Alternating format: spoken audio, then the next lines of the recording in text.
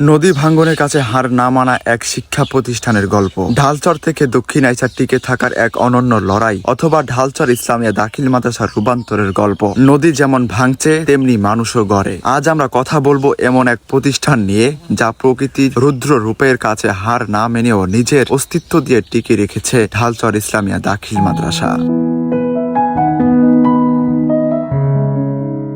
একসময় ভোলা জেলার বিচ্ছিন্ন দ্বীপ ঢালচরে এই মাদ্রাসার যাত্রা শুরু হয়েছিল, কিন্তু মেঘনার বয়াল গ্রাসে যখন একে একে ঘর বাড়ি বিলীন হচ্ছিল, তখন এই দিনই শিক্ষা প্রতিষ্ঠানটিও হুমকির মুখে পড়ে। বাধ্য হয়ে নিজের ভিটে মাটি ছেড়ে মাদ্রাসাটিকে সরিয়ে আনতে হয় মূল ভূখণ্ডে। বর্তমানে মাদ্রাসাটি দক্ষিণ আইসা থানার মেইন রোডের পাশে এবং গণস্বাস্থ্য হাসপাতালের ঠিক পশ্চিম এক শান্ত পরিবেশে অবস্থিত। শত প্রতিকূলতার মাঝেও এখন আল কোরআন ও জেনারেল শিক্ষার আলো ছড়িয়ে দেওয়া হচ্ছে। দক্ষ শিক্ষক মন্ডলী তত্ত্বাবধানে আইসিটি শিক্ষা সহ ডিজিটাল বাংলাদেশ গড়ার কারিগর তৈরি হচ্ছে এখানে।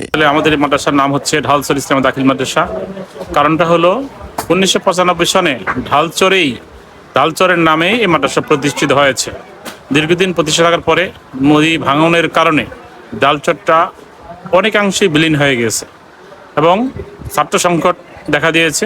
সরকারের রুল অনুযায়ী কাঙ্ক্ষিত ছাত্র আমাদের ওখানে না থাকার কারণেই আমরা মূলত মাদ্রাসার একটা ভেন্যু এখানে করতে হয়েছে।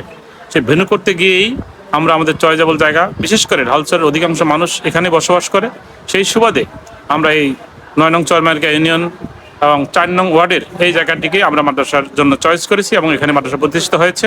সরকারি আইন অনুযায়ী সাবেক নামেই মাদ্রাসাটি এখনও পরিচালিত হচ্ছে এবং ভবিষ্যতে হবেও এভাবেই। তো মূলত ওখানে আমাদের জনসংখ্যার যে তুলনা এখন আর নেই। অনেক মানুষ বিভিন্নখানে চলে গেছে নদী ভাঙনের কারণে। সেই নদী ভাঙানোর কারণে মানুষের দুর্দশা তো আছেই, ছাত্রছাত্রীদেরও লাঘব। সে কারণে আমরা মূলত এখানে আসা। এই মাদ্রাসার বর্তমান শিক্ষার্থী আছে কতজন? 2 শাখায় প্রায় 600-এর কাছাকাছি।